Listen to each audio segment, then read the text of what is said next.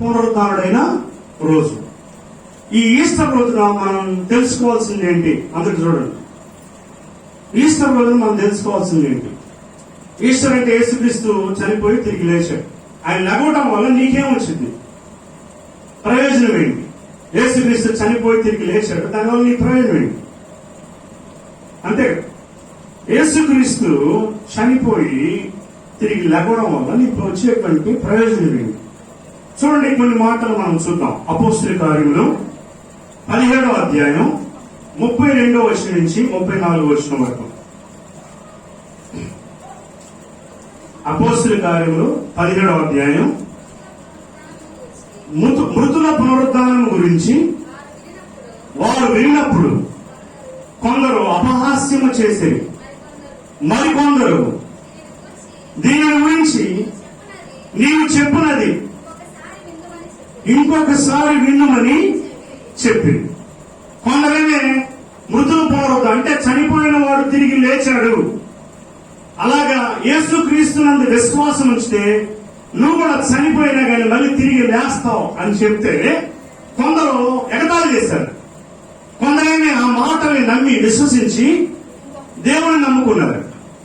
So అలాగా మనం చూస్తాం. కానీ యేసుక్రీస్తు లోకంలో ఉన్నప్పుడు ఆయన అన్నాడు, లోక సువార్త 20వ అధ్యాయం 36వ వచనంలో చదువుదాం. లోక సువార్త 20వ అధ్యాయం 36వ వచనం. లోక 20:36వ వచనం. వారు పునరుద్ధానములో పాలివారయ్యుండి దేవదూతల సమూహమును,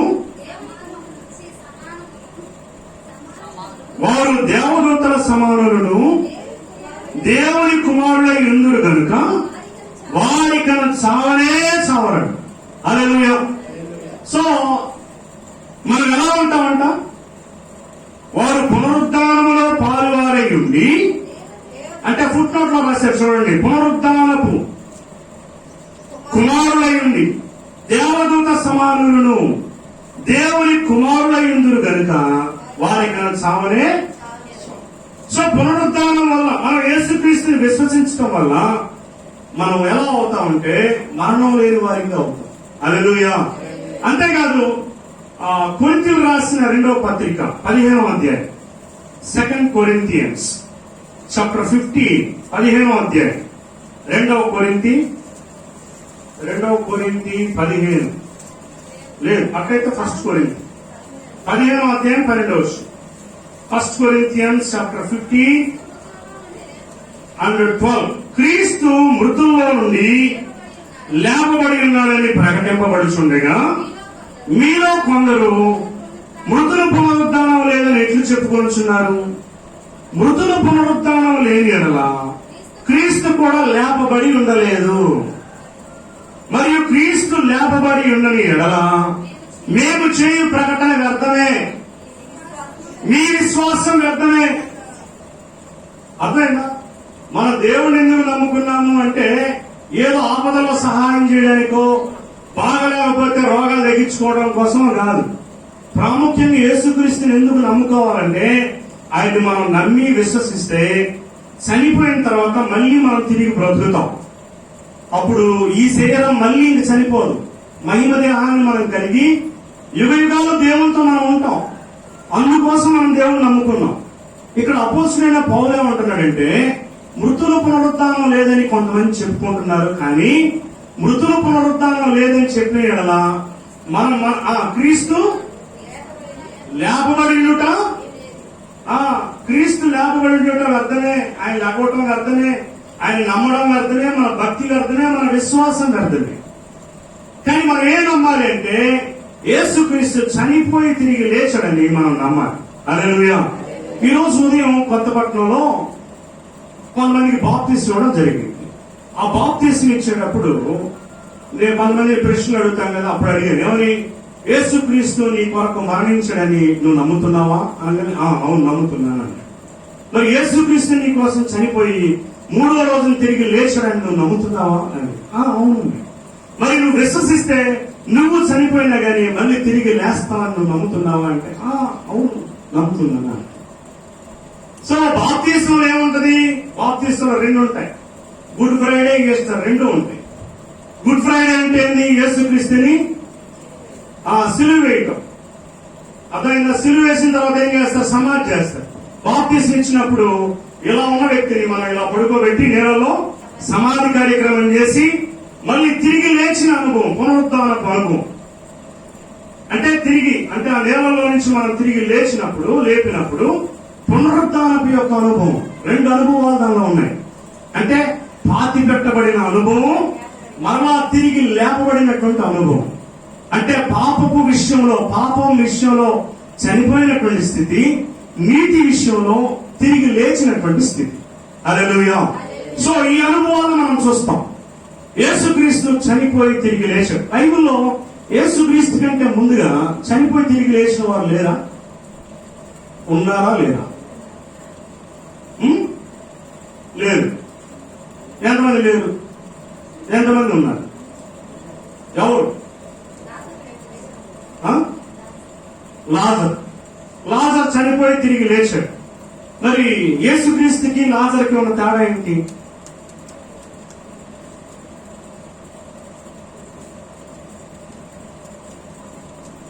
అప్పుడు యేసుక్రీస్తు కంటే ముందే లేచాడు కాబట్టి లాజర్ గొప్పడు కదా.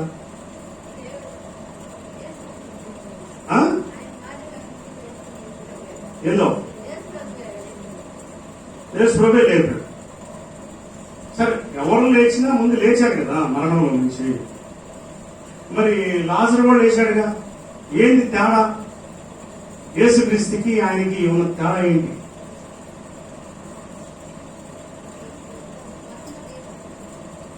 ఏంటి తేడా? లాజరు చనిపోయి తిరిగి లేచాడు, మళ్ళీ చచ్చిపోయాడు. ఇంకా మళ్ళీ లేకపోలే, ఇంకా అయిపోయింది అంతటితో స్టోరీ. కానీ యేసుక్రీస్తు అలా కాదు. మరణాన్ని జయించి తిరిగి లేచాడు. ఆయనకి మరణం లేదు. హల్లెలూయా. అంతకుముందు కూడా చెప్పాను నేను. మహారాష్ట్రలో నర్సోబావాడి అనే ఒక ప్లేస్ ఉంది. ఆ ప్లేస్ లో దాదాపు ఒక 2000 నుంచి పైన జీవ సమాధులు ఉన్నాయంట. జీవ సమాధులు అంటే ఏంటో తెలుసా? మనిషి బ్రతికుండగానే సమాధిలోకి వెళ్ళాలి, జీవ సమాధి అంటారు. హిందువులు దానికి మంచి వాల్యూ ఇస్తారన్నమాట. అంటే మనిషి బ్రతికుండగానే కొన్ని 100 సంవత్సరాలు బ్రతకాలని ప్రాణము, ఆత్మ, దేహాన్ని కంట్రోల్ చేసుకుని లోపలికి వెళ్ళిపోయి శరీరాన్ని సృష్టింపజేసుకుని అలాగే వాళ్ళు ప్రాణంతో బ్రతుకుంటారన్నమాట. ఒక 200 సంవత్సరాలు 300 సంవత్సరాలు అయిన తర్వాత మళ్ళీ తిరిగి లేస్తారన్నమాట. అంటే తిరిగి మళ్ళీ సమాధంగా బతికే ఉంటాడు అన్నమాట. ఎక్కడ తెలుసా? మొత్తం ఈ శరీరం అంతా స్కెల్టన్ అయిపోయి శరీరం అస్థిపంజరంలాగా పడినట్టు బయటకు వచ్చి అక్కడ ఉంటాడన్నమాట. అర్థమైంది? ఒక వ్యక్తి, ఒక డాక్టర్ గారు నాతో చెప్పారు. ఏమన్నా తెలుసా? జీవ సమాధులు మన ఇండియాలో చాలా ఉన్నాయి. మన దేశంలో ఉన్నటువంటి ఋషులు మహాయోగులు చనిపోకుండా చాలా సంవత్సరాలు సజీవంగా సమాధిలోకి వెళ్ళి బ్రతికే ఉన్నారు అని చెప్పాడు. నేను అప్పుడు ప్రార్థన చేసుకుని, ఏంటి ప్రభు, వాట్ ఈస్ ద డిఫరెన్స్, ఏంటి తేడా ఏంటి, వాళ్ళంత గొప్ప వాళ్ళని అడిగితే దేవుడు నాకు చెప్పింది ఏంటో తెలుసా? వాడు 300 సంవత్సరాలు బతకని, 400 సంవత్సరాలు బతకని, ఏదో ఒక రోజు కావాల్సింది. వాడు దర్శనం మళ్ళీ తిరిగి లేవాడు. కానీ యేసుక్రీస్తు అలా కాదు. చనిపోయి మరణాన్ని జయించి తిరిగి లేచాడు. ఇంకా ఆయనకి మరణం లేదు. సజీవుడు అయినటువంటి దేవుడు. మరి ఈ ఈస్టర్ రోజున మనం తెలుసుకోవాల్సింది ఏంటి? ఈరోజు మనం ఈస్టర్ రోజున మనం నేర్చుకోవాల్సింది ఏంటంటే యేసుక్రీస్తుని మనము వ్యక్తిగతంగా మనం తెలుసుకోవాలి. యేసుక్రీస్తుని వ్యక్తిగతంగా ఆయన సజీవుడు అని తెలుసుకోవాలి. అందుకనే బైబిల్లో మనం గమనించినట్లయితే లూకాసు సువార్త 24వ అధ్యాయం. సో ఇప్పుడు చెప్తున్న ఈస్టర్ గురించి, పునరుద్ధానం గురించి. ఇది ఈస్టర్ కి గుండెకాయ లాంటిది ఈ వాక్యం. ఈస్టర్ అనే పండక్కి గుండెకాయ లాంటిది ఈ వాక్యం. This is the centre point of Easter. లూకాసు సువార్త 24వ అధ్యాయం 5-6 వచనాలు జాగ్రత్త చదవండి, రికార్డ్ అవుతుంది. వారు భయపడి ముఖమును నేల మోపి ఉండగా, మీరు సజీవుడైన వారిని ఎందుకు మీరు మృతుల్లో వెలుగుతున్నారు? ఆయన ఇక్కడ లేడు, లేచి ఉన్నాడు. చూడండి, కంటున్నాడు, మీరు సజీవుడైన వారిని మీరు మృతుల్లో ఎందుకు వెలుగుతున్నారు? లేడు, ఆయన లేచి ఉన్నాడు. ఇక్కడ లేడు, ఆయన ఇక్కడ లేడు. ప్రపంచంలో ఏ సమాధి కూడా తెరిచి ఉండదు, అన్ని మూసేసి ఉంటాయి. కానీ ప్రపంచంలో తెరవబడి ఉన్నటువంటి సమాధి యేసుక్రీస్తు సమాధి. హల్లెలూయా. ఇంక ఏ సమాధి తెరవబడి లేదు. ప్రపంచంలో ఏ సమాధి కూడా కాపలాగాయన. యేసుక్రీస్తు సమాధి కాపలాగాసే. ఎందుకోసం అంటే ఆయన శరీరాన్ని ఎవరైనా తీసుకుని వెళ్ళిపోయి ఆయన 3వ రోజు తిరిగి లేచాడని అబద్ధం చెప్తారనే ఉద్దేశంతో అక్కడ సమాధి దగ్గర సైనికులు కాపలాగాసారు. ప్రపంచ చరిత్రలో ఏ సమాధి దగ్గర, ఏ శవం దగ్గర కూడా కాపలాగాయన. హల్లెలూయా. యేసయ్య సమాధి దగ్గర కాపలాగాసారు. సో ప్రపంచ వింతల్లో ఇది ఒక వింత, గొప్ప కార్యం. అయితే యేసుక్రీస్తు సజీవుడయ్యాడు. సజీవుడైన వారిని మీరు మృతుల్లో ఎందుకు వెతుకుతున్నారు? ఇంకా మనం మృతుల్లోనే వెతుకుతూ ఉన్నాం. యేసుక్రీస్తు మృతుల్లోనే వెతుకుతూ యేసుక్రీస్తు మృతుడిగానే చూస్తాడు. ఇంకా చాలా మంది ఎలా ఉంటారంటే యేసుక్రీస్తు పటాలు పెట్టి పటాలకు దండలేసి దానికి బొట్టులు పెట్టేటువంటి వాళ్ళు ఉంటారు. యేసుక్రీస్తు దండలకి మల్లెపూలు పెట్టి క్యాండిల్ వెలిగించి కుక్కలు పెట్టి చేసే భక్తి పనులు కూడా చాలా మంది ఉన్నారు. అంటే ఎవరికి బొట్టు పెడతారు, ఎవరికి దండలేస్తారు? చనిపోయిన వాళ్ళకి వేస్తారు. కానీ యేసుక్రీస్తు చనిపోయిన దేవుడు కాదు, ఆయన సజీవుడైన దేవుడు. అందుకని మనం చెప్పేటప్పుడు ఏం చెప్తాం? నీ దండేసి దండం పెడతావరా అంట. అంటే నువ్వు చావాలని అంటున్నావు. అలాగే ఇప్పుడు దండేసి దండం పెడుతున్నావు అంటే చచ్చిపోయిన వాళ్ళకి అలా చేస్తాం. కానీ యేసుక్రీస్తు చచ్చిపోయిన దేవుడా? ఆయన సజీవుడైన పాల్ యాంగిచో అని ఒక ఆయన ఉన్నాడు. ఆయన ఎవరంటే నార్త్ కొరియాలో ఒక గొప్ప సంఘం ఉన్నటువంటి వ్యక్తి పాల్ యాంగిచో. ఆయనకి క్యాన్సర్ వచ్చి చచ్చిపోయేటువంటి పరిస్థితిలో ఉన్నాడు. అప్పుడు ఆ దేశంలో ఉన్నటువంటి ఒక చిన్న అమ్మాయి వెళ్ళి, అయ్యగారు నేను మీ ఇంట్లో పనిచేస్తున్నాను కదా, యేసుక్రీస్తుని నమ్ముకోండి, యేసుక్రీస్తుని నమ్ముకుంటే మీ క్యాన్సర్ తగ్గిపోయింది, మీ రోగం తగ్గిపోయి మీరు బాగుపడతారయ్యా, మీరు యేసు ప్రభువుని నమ్ముకోండి అని చెప్తే పిచ్చిదానా, ఈ నార్త్ కొరియాలో దేవుని నమ్మరో, నువ్వేంటి యేసు ప్రభువుని నమ్ముకోని చెప్తున్నావు, పిచ్చిదానా పో అని. ఎందుకు పనావు కదా అని చెప్పిన మాట ఎట్టంటాడు ఆయన యజమానుడు. ఆ తర్వాత మళ్ళీ తర్వాత రోజు వచ్చి అయ్యా కొంచెం నమ్ముకోండి యేసయ్యని, మీ క్యాన్సర్ తగ్గిపోయేదయ్యా, మీరు మనసులో పడున్నారు, మీకు తగ్గిపోయేదయ్యా నమ్ముకోయ్యా అంటే, అవును ఆయన అన్నాడు, పిచ్చిదాను పో, నీకు అసలు ఏం తెలియదు, దేవుడు లేడు దెయ్యం లేదు లే పో అన్నాడు. ఆ తర్వాత ఇలాగే కంటిన్యూషన్ చెప్తా ఉండండి. ఒకరోజు ఆయనకి డౌట్ వచ్చి ఏది ఏమైనా నిజమేనంటుంది, ఈ అమ్మాయి దగ్గర చెప్పింది నిజమే కదా, ఒక మాట ఎందుకు మనం ప్రార్థన చేయకూడదు? నిజంగా దేవుడు ఉంటే మనం ప్రార్థన చేస్తే మనతో మాట్లాడుతుంది కదా, ఒకసారి ప్రార్థన చేసి చూద్దామని ఆయన ప్రార్థన చేశాడు. ఏమని? ప్రభువా, యేసుక్రీస్తు ప్రభువా, నువ్వు నిజంగా ఉంటే నువ్వు నాతో మాట్లాడు, నువ్వు నిజంగా దేవుడు అయితే నాతో మాట్లాడగలిగే యేసుక్రీస్తు ప్రత్యక్షమయ్యాడంట. ఇది జరిగిన స్టోరీ, బుర్రకథ కాదు. యేసుక్రీస్తు ప్రత్యక్షమయ్యాడండి. ప్రత్యక్షం అవగానే చూసి ఒక్కసారి షాక్ అయ్యాడు. అయ్యా ఎవరు నువ్వు అన్నాడు. అలాగే యేసు ప్రభు అన్నాడు. వెంటనే ఆయన అన్నాడు, మరి యేసు ప్రభు అయితే ఏందయ్యా కొంచెం డిఫరెంట్ గా ఉన్నావు అంటే, ఫోటోలో చూసినట్టు నేను ఉండను. ఫోటోలో దండం వేయబడిన యేసుక్రీస్తుని చూస్తావు. దండం వేయబడిన యేసుక్రీస్తు అంటే మృతుడైనటువంటి యేసుక్రీస్తు, చనిపోయిన యేసుక్రీస్తుని చూస్తావు. కానీ నేను సజీవుడైన దేవుడు, నేను మృతుడిని కాదు, నేను సజీవుడై ఉన్నాను, ఇప్పటికీ నేటికి బ్రతికే ఉన్నాను అన్నాడు. అలాగే మనం కూడా ఏం చేస్తామంటే మనం మృతుల్లో వెతుకుతాం దేవుడిని, సజీవుడిగా వెతకం. అప్పుడు దేవుడితో ఆయన చెప్పాడంటే, ఇదిగో ప్రభువా, నువ్వు నన్ను స్వస్థపరిస్తే, నాలో ఉన్న క్యాన్సర్ తీసేస్తే నా జీవిత కాలం అంతా నీ సేవ చేస్తా, ప్రపంచ దేశాలు తిరిగి నీ గురించి నేను సాక్ష్యం ఇస్తా, నీవే సజీవుడు అయి ఉన్నావని నేను ప్రపంచ దేశాలకి నేను చెప్తానయ్యా, నువ్వు నన్ను స్వస్థపరిస్తానంట. అప్పుడు వెంటనే దేవుడు అన్నాడంట, నువ్వు ఇంత చిన్న పనే కదా నీకోసం నేను స్వస్థపరుస్తానని దేవుడు తాకి స్వస్థపరిచాడు. ఈ రోజున ఆయన గొప్ప పరిచయం జరిగించాడు. బాగా పండు ముసలయ్యే వ్యక్తి అయిన తర్వాత మొన్న రీసెంట్ గా జరిగాడు. హల్లెలూయా. ప్రపంచ దేశాలకు సువార్త అందించాడు. ఎప్పుడు అలాంటి పని చేశాడంటే సజీవుడిగా పాలు యాంగిచో దేవుడు తెలుసుకున్నాడు. సజీవుడిగా నీవు కూడా తెలుసుకుంటే యేసుక్రీస్తు సజీవుడై ఉన్నాడు. ఆయన ఒక వ్యక్తితో మాట్లాడినట్లుగా, ఒక సజీవమైన ఒక వ్యక్తి, ఒక బ్రతుకున్న వ్యక్తి నీతో, నాతో, మనతో మాట్లాడినట్టుగా ఆయన నీతో, నాతో, మనందరితో మాట్లాడతాడని నువ్వు విశ్వసిస్తే, సజీవుడైన దేవుడిగా నువ్వు చూస్తే నీ జీవితం అద్భుతంగా మార్చబడుతుంది. హల్లెలూయా. నీ జీవితాన్ని దేవుడు రూపాంతరపరుస్తాడు. నీ జీవితాన్ని దేవుడు గొప్పగా ఆశీర్వదిస్తాడు. అయితే నువ్వు సజీవుడిగా వెతకాలి, సజీవుడిగా నువ్వు తెలుసుకోవాలి.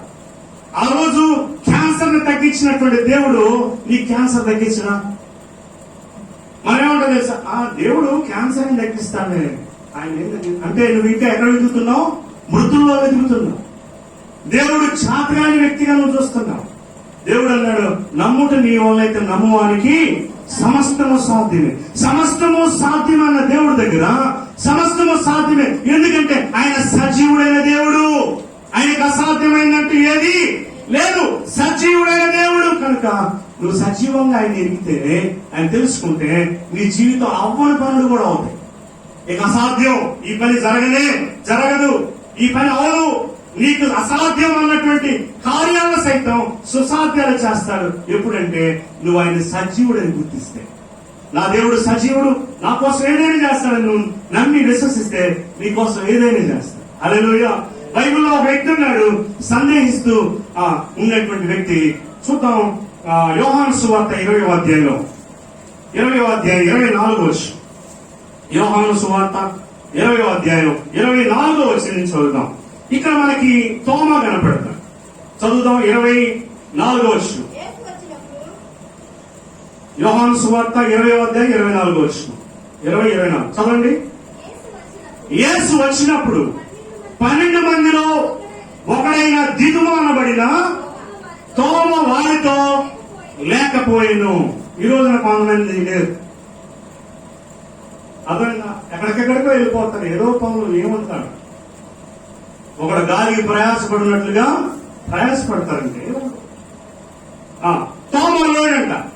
12 మందిలో ఒకడైన దిదుమ అనబడిన తోమా వారితో లేకపోయి.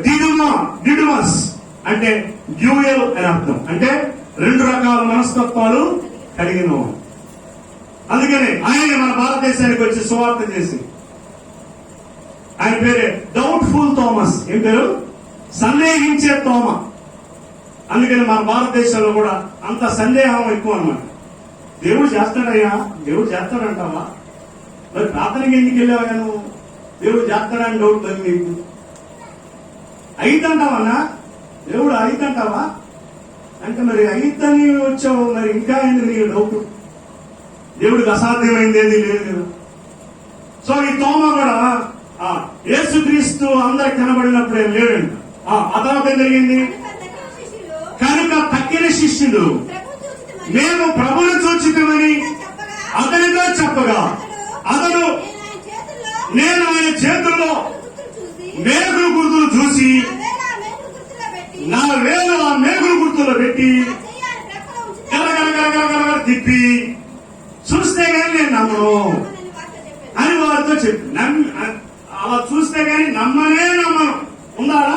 నమ్మనని వారితో. మనం కూడా కొంతమంది అంటే నమ్మనే, దెయ్యం పెట్టిందా? నమ్మను. దెయ్యాలు ఉన్నాయా బ్రదర్? నమ్మను. దేవుడు స్వస్థపరిచాడా? నమ్మను. ఇంకా దేవుడు కార్యం జరిగిస్తున్నాడు, నమ్మను. ఇలాంటి బ్యాచ్లు కొంతమంది ఉంటారు. ఏంటంటే నమ్మనే. ఇంకా నువ్వు మృతుల్లో చూస్తున్నావు దేవుడిని. ఎక్కడ చూస్తున్నావు? మృతుల్లో. దేవుడు ఇంకా మృతుల్లో చూస్తున్నావు. నువ్వు సజీవుడైన దేవుణ్ణి నువ్వు మృతుల్లో వెతుకుతున్నావు. ఆయన తోమ అంటున్నాడు, దేవుడు చెప్పాడు ఏమని? మనుష్య కుమారుడు మరణిస్తాడు, 3వ రోజున తిరిగి లేస్తాడని చెప్పాడు. కానీ ఎవరో కూడా నమ్మట్లా. యేసుక్రీస్తు చనిపోయి తిరిగి లేచాడు, మాకు కనపడ్డాడంటే తోమ అంటున్నాడు, నేను నమ్మను. ఆయన వేపుల్లో చేతుల్లో ఏం పెట్టి చూడాలి, డొక్కలో చెయ్యి ఉంచి తాగి చూస్తే కానీ నేను నమ్మనంటుంది. ఇంతలోకి ఏం జరిగింది చదువుతాం.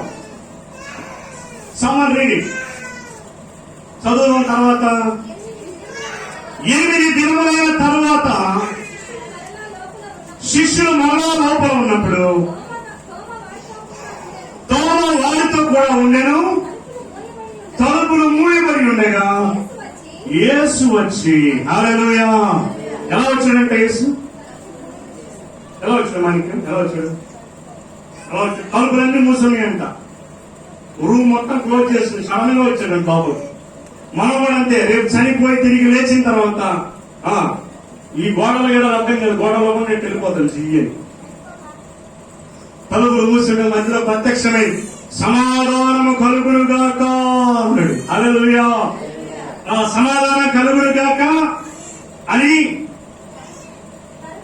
తరువాత తోమాను చూచి నీ వేలును చాచి నా చేతులు చూడుము, నీ చెయ్యి చాచి నా పక్కలో ఉంచుము, అవిశ్వాసిని కాక విశ్వాసమై ఉండమని. హల్లెలూయా. చూడండి, ఇక్కడ అవిశ్వాసి కాక విశ్వాసమై ఉన్నాను. తోమా యొక్క డౌట్ దేవుడు గ్రహించి చెప్తున్నాడు, అయ్యా నువ్వు సందేహపడ్డావు కదా, ఇదిగో నా చేతి వేలు ఉన్నాయి కదా, అరచేతుల్లో నీ వేలు పెట్టి చూడు, పక్కలో బల్లెపు పోతుంది కదా, ఇక్కడ చూసుకో కావాలంటే. ఇప్పుడైనా నమ్ము, అవిశ్వాసిని కాక విశ్వాసమై ఉండు. నువ్వు కూడా అలాగే అవిశ్వాసిగా ఉన్నావేమో. నా జీవితం ఈ కార్యం జరగదు, ఇది అవ్వదు, ఇది అసాధ్యం, నా బ్రతుకింతే, నా జీవితం అయితే అని నువ్వు అనుకుంటున్నావేమో. కానీ దేవుడికి సమస్తము సాధ్యమే. అవిశ్వాసివై కాక విశ్వాసిగా ఉండు అని దేవుడు సెలవిస్తున్నాడు. తోమా జీవితాన్ని మార్చాడు. అప్పుడు అద్భుతంగా ఎప్పుడైతే తోమాకి దేవుడు సజీవుడిగా కనపడ్డాడో, ఇక తోమా చూడండి భారతదేశంలో అద్భుతమైన స్వార్థ చేశాడు. హల్లెలూయా. గొప్ప పరిచయం చేశాడు తోమా. ఎప్పుడు అంటే సజీవుడిగా ఎప్పుడైతే చూశాడో, అప్పుడు పౌరాంగిచ్చే జీవితంలో కూడా సజీవుడిగా చూశాడు, తన జీవితాన్ని అద్భుతంగా మార్చాడు.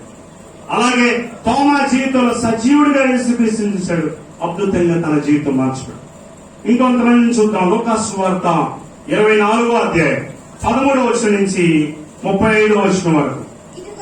ఇదిగో ఆ దినమందే వారిలో ఇద్దరు యెరూషలేమునకు ఆమె దూరంలో ఉన్న యమ్మాయి అని ఒక గ్రామమునకు వెలుచు జరిగిన ఈ సంగతులను గూర్చి ఒకరితో ఒకరు సంభాషించుకుంటుండగా, వారు సంభాషించడం సాధించిన తర్వాత యేసు తానే దగ్గరకు వచ్చి వారితో కూడా నడిచెను. ఎలా వచ్చాడంట? ఒకసారి నిద్రపోతున్నారు, హల్లే చెప్పండి. హల్లెలూయా. ప్రభువు నిద్ర ముందుకు వస్తుంది, చెప్పండి హల్లెలూయా. అర్థమైందా? యేసు వారితో కూడా నడిచెను. ఆ తర్వాత అయితే వారైన గుర్తుపట్టలు లేకుండా వారి కన్నులు మూయబడిన. మోతలు పడతాయి కన్నులు. అర్థమైందా? వారు గుర్తుపట్టకుండా వారి కన్నులు మూయబడిను. యేసు వారితో కూడా నడిచెను. కొంతమంది ఎలా ఉంటారంటే దేవుడి దగ్గర నుంచి అన్ని పొందుకుంటా ఉంటారు, అన్ని కార్యాలు జరుగుతూ ఉంటాయి, ఇంకా వారు దేవుడిని గుర్తుపట్టలేటువంటి స్థితిలో కన్నులు మూయబడి ఉంటాయి. అన్నయ్య నేను బాగా ప్రార్థన చేస్తానన్నయ్య, మా దేవుడు గొప్ప కార్యాలు జరిగించాడన్నయ్య, అట చేశాడన్నయ్య, ఎట చేశాడన్నా, ఎంతకీ ఇప్పుడు అడుగుతాంటావా అంటే ఎవరైనా యేసుక్రీస్తు వారితో నడుస్తున్నా కానీ వాళ్ళ కన్నులు మూయబడ్డాడు, గుర్తుపట్టలేకపోయారంట. అప్పుడు యేసుక్రీస్తు వాళ్ళతో మాట్లాడతాడు, మాట్లాడినా కానీ వాళ్ళు గుర్తుపట్టరు. ఆ తర్వాత చూడండి ఏమైందో, తర్వాత చదువుదాం. ఆయన నడుచుచు ఒకరితో ఒకరు చెప్పుచున్న మాటలు ఏమని అడుగగా వారు దుఃఖముఖులై నిలిచి వారిలో క్లైపాను వాడు యెరూషలేములో బస చేయుచుండి ఈ దినములో అక్కడ జరిగిన సంగతులు నీకొక్కడికే తెలియని ఆయన్ని అడిగింది. ఏంటి స్టోరీ ఏంటి? యెరూషలేము నుంచి యమ్మాయి అనే గ్రామం వెళ్తున్నారు. ఆ గ్రామానికి ఇద్దరు నడుచుకుంటూ వెళ్తున్నారు. వెళ్తా ఉంటే వాళ్ళు ఎవరి గురించి మాట్లాడుతున్నారు? యేసుక్రీస్తు గురించి మాట్లాడుతున్నారు. ఏమనంటే ప్రవక్తలు చెప్పారు, చాలా మంది చెప్పారు. ఏమనంటే యేసుక్రీస్తు చనిపోయి 3వ రోజున తిరిగి లేస్తాడంట అని మాట్లాడుకుంటా ఉన్నారు. ఈలోపు యేసుక్రీస్తు వచ్చి వాళ్ళతో పాటు నడుచుకుంటా వస్తా ఉన్నాడు. వాళ్ళతో పాటు నడుచుకుంటా వస్తా ఉన్నాడు. నడుస్తా వస్తా వాళ్ళతో మాట్లాడుతున్నాడు. కానీ వాళ్ళు గుర్తించలేనటువంటి స్థితిలో ఉన్నారు. అప్పుడు ఆయన అన్నాడు, మీరు ఎవరి గురించి మాట్లాడుతున్నారు అనగానే యేసుక్రీస్తు గురించి ఒక ఆయన ఉన్నాడు ప్రవక్త, నజరేయుడైన యేసు అనే ప్రవక్త. నజరేయుడైన యేసుని కూర్చున్న సంగతులే. ఆయన దేవుని ఎదుట, ప్రజల ఎదుటను, క్రియల్లోను, వాక్యములోను గొప్ప ప్రవక్త అయి ఉండెను. మన ప్రధాన యాజకులను, అధికారులను ఆయన మరణ శిక్షకు అప్పగించి, నీకు తెలియదా? ఎవరి గురించి ఎవరికి చెప్తున్నారు? ఆయన గురించి ఆయనకే చెప్తున్నారు. ఆయన వాళ్ళతో నడుస్తున్నాడు, వాళ్ళతో మాట్లాడుతున్నాడు. అయినా కానీ వాళ్ళు గుర్తించలేకపోతున్నారు. తర్వాత ఏమైంది? ఈయనని మేము నిరీక్షించుంటే ఇది కాక ఈ సంగతులు జరిగినేటికి 3 దినాలైన. అయితే మాలో కొందరు స్త్రీలు తెల్లవారగానే సమాధి వద్దకు వెళ్లి ఆయన దేహము కానకు వచ్చి కొందరు దేవదూతలు తమకు కనబడి ఆయన బ్రతికి ఉన్నాడని చెప్పారని మాతో చెప్పి మాకు విస్మయము కలుగజేసని. ఆశ్చర్యం వేసిందంట. ఏమని? యేసుక్రీస్తు చెప్పాడు 3వ రోజు తిరిగి లేస్తాను. అక్కడ వాళ్ళు వెళ్ళారంట సమాధి చూడటానికి. వెళ్తే అక్కడ ఆయన సమాధి లేదు, ఆయన శవం లేదు. వెంటనే దేవదూత కనబడి చెప్పిందంట, సజీవుడైన వారిని మీరు ఎందుకు వెతుకుతున్నారు? ఆయన లేచి ఉన్నాడు అని చెప్పాడు. వాళ్ళు ఆశ్చర్యపోయారంట. తర్వాత ఏం జరిగింది? మాతో ఉన్న వారిలో కొందరు సమాధి వద్దకు వెళ్లి ఆ స్త్రీలు చెప్పినట్లు కనుగొనేది గాని ఆయన చూడలేదని ఆయనతో చెప్పి, అందుకు ఆయన అవివేకులారా, ప్రవక్తలు చెప్పిన మాటలని నమ్మని మందమతులారా, ఎందుక దౌర్భగ్యులా మాట్లాడిన మధ్యలో ఎవరైతే మందమతులారా, మందంగా ఉన్నారండి. మందమతులారా, ప్రవక్తల మాటలు వినని మందమతులారా. తర్వాత అంత తిట్టినా గానీ లైట్ వెలిగిందంటే ఎలగల. అంతసేపు మాట్లాడిన లైట్ ఎలగల. యేసుక్రీస్తు వచ్చాడు, సజీవుడై వచ్చాడని లైట్ ఎలగల. తర్వాత ఏమైంది? క్రీస్తు ఇలాగ శ్రమపడి తన మహిమలో ప్రవేశించుట అగత్యము కాదని వారితో చెప్పి మోషేయు సమస్త ప్రవక్తలు మొదలుకొని లేఖనాలన్నింటిలో తనను కూర్చుని వచ్చిన భావములు తెలిపాను. ఇంతలో తాము వెలుచున్న గ్రామం దగ్గరకు వచ్చినప్పుడు ఆయన ఇంకా కొంత దూరం వెళ్ళినట్లు అగపడగా వారు సాయంకాలం కావచ్చింది, పొద్దుగుంకినది, మాతో కూడా ఉండమని చెప్పి ఆయన బలవంతం చేసి గనుక ఆయన వారితో కూడా ఉండుటకు లోపలికి వెళ్ళాను. అయినా గానీ వారు కనుక్కోలేకపోయారు ఆయన యేసుక్రీస్తు. నీకు ఈ రోజున అనేకమైన కార్యాలు దేవుడు జరిగిస్తున్నాడు. అందుకనే దేవుడు చేసే కార్యాలు కంటికి కనబడవంట, చెవులకి వినబడవంట, హృదయానికి గోచరంగా వంట. అలాంటి స్థితిలో ఉన్నానేమో, దేవుడు చేసే కార్యాలు గ్రహించలేని స్థితిలో ఉన్నాను. అయితే ఇక్కడ చూడడం తర్వాత ఏమైందో, వాళ్ళు ఏం చెప్పారంట, అయ్యా పొద్దుపోతుంది రా, నువ్వు ఇక్కడ ఉండేసి మాతో పాటు ఉండు అని బస్ చేయడానికి పిలిచారంట. వెళ్ళిన తర్వాత ఏమైంది? ఆయన వారితో కూడా భోజనానికి కూర్చున్నప్పుడు ఒక రొట్టె పట్టుకుని స్తోత్రము చేసి దాన్ని విరిచి వారికి పంచిపెట్టగా వారి కన్నులు తెరవబడి ఆయన్ని గుర్తుపట్టింది. హల్లెలూయా. ఎప్పుడంటే ఈ వాక్యం అనే ఆహారాన్ని మనం తింటాము, అది ఆయనే గుర్తిస్తాము. వాక్యం లేకుండా ఆయన్ని మనం గుర్తించలేము. వాక్యం లేకుండా మనం ఆయన్ని గుర్తుపట్టలేము. మన మనోనేత్రాలు వెలిగింపబడు. ఆ తర్వాత ఏం జరిగింది? అప్పుడు వారు ఆయన త్రోవలో మనతో మాట్లాడు లేఖనములు మనకు బోధపడుచున్నప్పుడు మన హృదయములు మనలో మండుచుండలేదా అని ఒకరితో ఒకడు చెప్పుకొని మండుతున్నాయి అంట. ఆయన మాట లేఖనాలు చెప్తుంటే మండుతున్నాయి కావచ్చు. అలాగే ప్రభు నీతో మాట్లాడుతూ ఉంటారు. తర్వాత ఏం జరిగింది? ఆ గడియలోని వారు లేచి యెరూషలేము తిరిగి వెళ్ళగా 11 శిష్యులను వారితో కూడా ఉన్న వారు కూడి వచ్చి ప్రభు నిజంగా లేచి సీమోను కనబడని చెప్పుకుంటారు. వారు అది విని త్రోవలో జరిగిన సంగతులు ఆయన రొట్టె విరుస్తూ వల్ల తమకు ఎలాగో కనబడనో అది తెలియజేసింది. వారు ఇలాగ మాట్లాడుచు ఉండగా ఆయన వారి మధ్య నిలిచి మీకు సమాధానం కలుగునుగా కానీ వారితో అని. అయితే వారు దిగులు పడి భయభ్రాంతులై భూతము తమకు కనబడని తలంచిరి. యేసుక్రీస్తు కనబడితే వాళ్ళు భూతం అంటారు. నేను యేసుక్రీస్తు కనబడి సమాధానం కలుగునుగా కంటే అమ్మ భూతం వచ్చిందిరా. అప్పుడు ప్రభు అన్నాడు ఏమని? అప్పుడు ఆయన మీరెందుకు కలవరపడుచున్నారు? మీ హృదయంలో సందేహం పుట్టనేలా. ఎప్పుడో తెలుసా? దెయ్యాలు కనపడేది, దెయ్యాలు వచ్చినట్టుగా, నీరు తొక్కుతున్నట్టుగా పైన పడి అప్పుడప్పుడు మంది చెప్తాను, అన్న రాత్రి అన్నా అసలు మామూలుగా లేదన్నా అంటే, ఏంద్రా నేను బాగా ప్రభు గురించి చెప్తున్నాడు కావాలనుకుంటే, ఏం లేదన్నా రాత్రి అన్న మామూలుగా లేదన్నా అంటే, ఏంద్రా మామూలుగా లేదు, ఏం మామూలుగా లేదన్నా అంటే, రాత్రి అన్నా ఒకటి వచ్చిందన్నా, ఏమొచ్చిందిరా, ఒకటి వచ్చిందన్నా, ఒకటి వచ్చి తొక్కుతాము చూడు అన్నా, పైన పడి ఒకటే తొక్కుడు, ఒకటే తొక్కుడు, ఆ రోగం అంటే తీసుకున్నారా అన్నా అనుకుంటాను. తొక్కుతుందంత ఒకటే తొక్కుడు అంట. ఎందుకు ఆ తొక్కుడు గిక్కుళ్ళు ఎందుకు వస్తాయి? ఎందుకు వస్తాయి? ఎందుకు వస్తాయి? ఎక్కడ సందేహం ఉంటుందో, ఎక్కడ డౌట్ ఉంటుందో అక్కడ దెయ్యాలు పనిచేస్తాయి. హల్లెలూయా. ఏం పని? అందుకని అంటున్నాడు, ఏమంటున్నాడు అక్కడ? ఏమంటున్నాడు? మీ హృదయములలో సందేహములు పుట్టనేలా. సందేహం ఉంటే దెయ్యాలు వస్తాయి. దేవుడు నాతో ఉన్నాడని నమ్మితే దేవుడే వస్తాడు. దెయ్యాలు వచ్చినాయంటే దెయ్యాలు వస్తాయి. సందేహం ఉండకూడదు. తర్వాత ఏంటంట?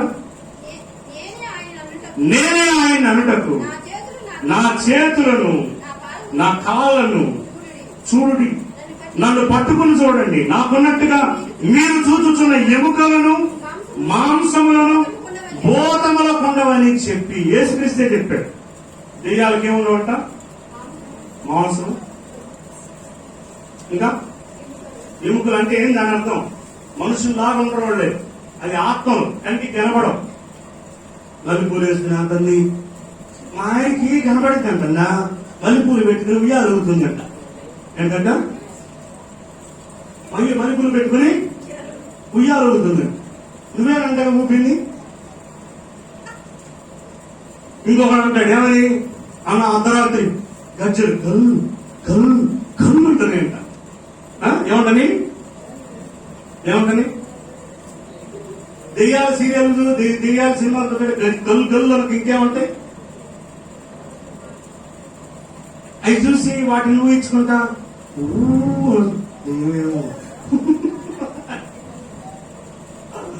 సందేహమే చెప్పండి, సందేహమే దెయ్యము. నువ్వు సందేహపడుతున్నావా? పక్కన నువ్వు సందేహపడుతున్నావా? అయితే నువ్వే దెయ్యాన్ని. మా ఇంటికి రావచ్చు.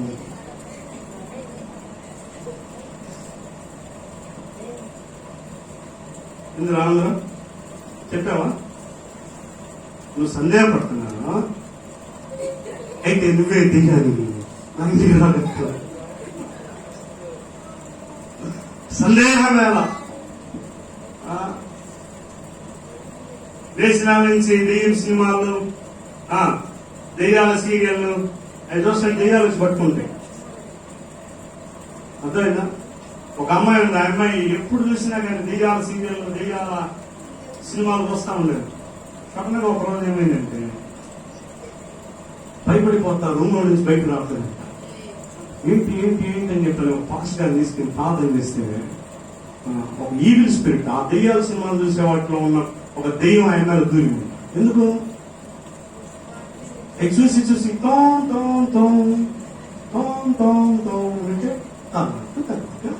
అని వస్తాయి. అర్థమవుతుందా? ఈ పొద్దుగు చూస్తుంటే నువ్వు కూడా దెయ్యంగా మారుతావు, కోరిక దెయ్యంగా. అర్థమవుతుందా? అందుకని అయి చూడాలా? చూడవు. చూస్తే నువ్వు కూడా భరతనాట్యం వేస్తావు.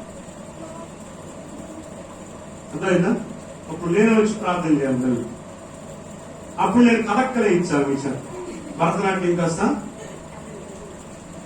అదే బెంకు కోసం చీరి కట్టడం తీసుకుని రాళ్ళ కొడితే అప్పుడు భరతనాట్యం కాస్త, చెప్పండి, భరతనాట్యం కాస్త కథాకలై మొత్తం పోయింది. సో ఇప్పుడు చెప్పండి, దెయ్యాలు ఎందుకు వస్తాయి? సందేహం. చెప్పండి, ఎందుకు వస్తాయి? సందేహం. అర్థమైందా? ఏమన్నదన్నమాట, అంతా ఏమో భ్రమ. ఏదో అంటుంది, గజ్జల గల్లు గల్లు, ఇక్కడ గల్లు అంటుంది. ముందే చదవలసింది, ముందే చదువు అన్నది. ఏంటంటే అర్థంట ఏందో అటువైపు వెళ్ళాను, ఒక్కసారి గుండె చల్లందంట. అప్పటి నుంచి ఎట్లుందంటే అప్పటి నుంచి ఎట్టుంది ఏంది అట్ట గుండె చల్లందమ్మా. తెలియదు వదినా, అప్పటి నుంచి వదినా గుండె చల్లంట ఉదరిస్తుంది. సందేహం ఉంటే devil will come. Where there is a doubt, there is a devil. చెప్పండి, where there is a doubt, there will be devil. కనుక సందేహం తర్వాత ఏమన్నట్టు చదువుదాం, ముగించుకుందాం మనం. తన చేతులు పాదములు వారికి చూపించను, అయితే వారు సంతోషం చేత ఇంకాను. అదే సంతోషం వచ్చినప్పుడు నమ్మాలి కానీ ఇంకా నమ్మలేదండి. అరే యేసుక్రీస్తా, అయినా కానీ నేను నమ్మను. అనుకున్నా సంతోషం వచ్చిందంటే అయినా కానీ నమ్ముతున్నాను. అయినా కానీ నమ్మక ఆశ్చర్యపోతానంట. మళ్ళీ ఆశ్చర్యం, దీనికి మళ్ళీ ఆశ్చర్యం ఒకటి, ఆశ్చర్యపడుచు ఉండగా ఆయన ఏం చేశాడు తెలుసు. అప్పుడు మళ్ళీ వెంటనే ఆయన మీ యొద్ద ఏమైనా ఆహారం ఉందా తినడానికి అని అడిగాడు. అనగానే అల్చిన చేపలు ఉన్నాయంట. ఆయనకి ఇచ్చింది, ఆయన భుజించాడు. అప్పుడైనా నన్ను కదా అదే సందేహం ఉండకూడదు. హల్లెలూయా. సో మనము సజీవుడిగా దేవుణ్ణి గుర్తించాలి, సజీవుడిగా దేవుణ్ణి గుర్తించాలి. సో సజీవుడిగా మనం ఎలా గుర్తిస్తాము? యోహాను సువార్త 11వ అధ్యాయం 25వ వచనం. యోహాను 11:25 వచనం. త్వరగా ఇంకొక యేసు పునరుద్ధానమును జీవమును నేనే, నా యందు విశ్వాసం ఉంచిన వాడు చనిపోయినను బ్రతుకును. ఏదో ఆనందరావు చెప్పు. నా యందు విశ్వాసం ఉంచిన వాడు, నా యందు విశ్వాసం ఉంచిన వాడు చనిపోయినను బ్రతుకును. మామూలు చెప్తారా?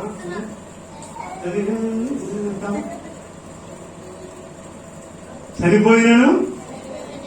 రాత్రి కబడ్డీ బాల్ నుంచి అప్పుడు ఫోన్ చేసి, అయ్యా జ్ఞాపకం పెట్టుకున్నా, ఏ వాక్యం రాయమంటాను చెప్తాను. నా యందు విశ్వాసం ఉంచిన వాడు చనిపోయినా మరలా బ్రతుకుతాడు. హల్లెలూయా. సో దేవుని యందు విశ్వాసం ఉంచితే మనం బ్రతుకుతాం. సో ఈ విషయాన్ని మనం ఏం చేయాలి? తిమోతి గారు ఏం చేయాలి? సజీవుడికి గుర్తించాలి. గుర్తించి ఏం చేయాలి? రాత్రి వాక్యం ఎంతమంది చూశారు? రాత్రి వాక్యం పెట్టాను కదా సెల్ ఫోన్ లో, ఎంతమంది చూశారు? ఈస్టర్ రోజు 2 విషయాలు గుర్తుపెట్టుకోండి. ఒకటి, ఆయన సజీవుడని మనం గుర్తించాలి. రెండవది, ఆయన పునరుద్ధానుడు అయ్యాడని మనం సాక్ష్యం చెప్తాం. 2 విషయాలు. ఫస్ట్ సజీవుడిగా మనం గుర్తించి, రెండవది ఏం చేయాలి? మనము ఏం చేయాలి? ఆయన పునరుద్ధానుడు అయ్యాడని మనము సాక్ష్యం చెప్తాం. అందుకనే 2వ అధ్యాయం అపోస్తలుల కార్యం 2:32. కంగారు పడకండి, అయిపోవచ్చు, ముగిస్తారు. అపోస్తలుల కార్యంలో 2వ అధ్యాయం 32వ వచనం. సిట్ రైట్, సరి కూర్చోండి. ఈ యేసును దేవునే లేపెను.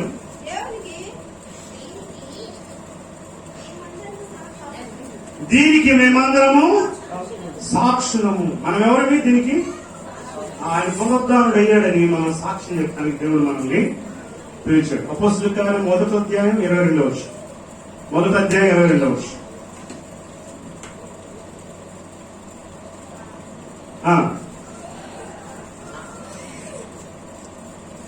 అపోస్తలుల కార్యం 1వ అధ్యాయం 22వ వచనం. ప్రభువైన యేసు మన యొద్ద నుండి పరమునకు చేర్చుకునబడిన దినము వరకు ఆయన మన మధ్య సంచరించుచు ఉండిన కాలమంతయు మనతో కలిసి ఉన్న వీరిలో ఒకడు మనతో కూడా ఆయన పునరుద్ధానమును గూర్చి సాక్షి అయ్యుట అవశ్యమని చెప్పాను. అంటే యేసుక్రీస్తు గురించి ఆయన పునరుద్ధానుడు అయ్యాడని సాక్ష్యం చెప్పడానికి ఒక వ్యక్తి అవసరం అంట, అవశ్యము. ఆ వారిలో ఇస్కరియోతు యూదా తొలగిపోయాడు, ఇంకొక వ్యక్తి కావాలి అని చీట్లు వేస్తే మత్తీ అనేటువంటి పేరు మీద చీటీ రావడం జరుగుతుంది. అప్పుడు ఆ 12 మందిలో ఒకటిగా ఇతన్ని లెక్కిస్తూ జరుగుతుంది. ఆ తర్వాత వారంతా కలిసి దేవుని గురించినటువంటి సువార్త చేయడం జరుగుతుంది. 4వ అధ్యాయం 33వ వచనం, అపోస్తలుల కార్యములు 4వ అధ్యాయం 33వ వచనం. Acts of Apostles chapter 4 verse 33. ఇదియుగాక అపోస్తలులు బహు బలముగా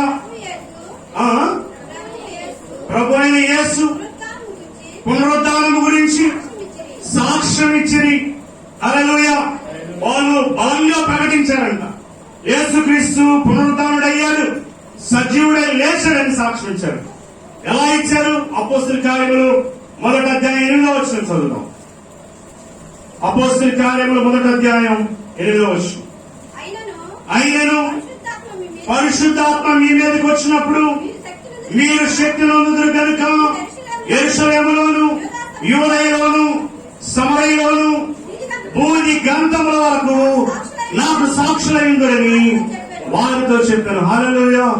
ఎప్పుడైతే పరిశుద్ధాత్మ శక్తి వారి మీద కుమ్మరింపబడిందో అప్పటిదాకా వారు ఇదిగో ఒక పిల్లులు ఉన్నట్టు, ఇదిగో యేసుక్రీస్తు శిష్యుల్లో నేను ఒక శిష్యుడని చెప్పడానికి భయపడినటువంటి పేతురు ఎప్పుడైతే పరిశుద్ధాత్మ శక్తితో నింపబడ్డాడో 3,000 మంది ముందు 6,000 మంది ముందు ఆయన సాక్ష్యం చెప్తున్నాడు. ఏమని? నేను ఆయన శిష్యుడిని, ఆయన సజీవుడయ్యాడు, లేచాడు, ఇదిగో దీనికి నేను సాక్షిని బలంగా చెప్పడం జరిగింది. ఎప్పుడు అదంతా జరిగిందంటే ఎప్పుడైతే వాళ్ళు పరిశుద్ధాత్మ శక్తి చేత నింపబడ్డారో బలహీనులుగా ఉన్నటువంటి వారు బలవంతులుగా మార్చబడ్డారు, పిల్లులుగా ఉన్నటువంటి వారు పురులుగా మార్చబడ్డారు. అలాగే నీ జీవితంలో నా జీవితంలో మనము దేవుని యొక్క సాక్ష్యమై ఉండాలంటే దానికి దేవుని యొక్క శక్తి అవసరం. కనుక తమలో ఉంచుదాం, ప్రార్థన చేద్దాం. ప్రభా, నీ శక్తితో నన్ను నింపునైనా, నేను నిన్ను సజీవుడిగా తెలుసుకోవాలనుకున్నాను. సజీవుడిగా నువ్వు ఉన్నావు నాయన, సజీవుడిగా నాకు కనపడు నాయన, సజీవుడిగా నాకు కనపడు నాయన, దర్శించు నాయన అని ప్రార్థన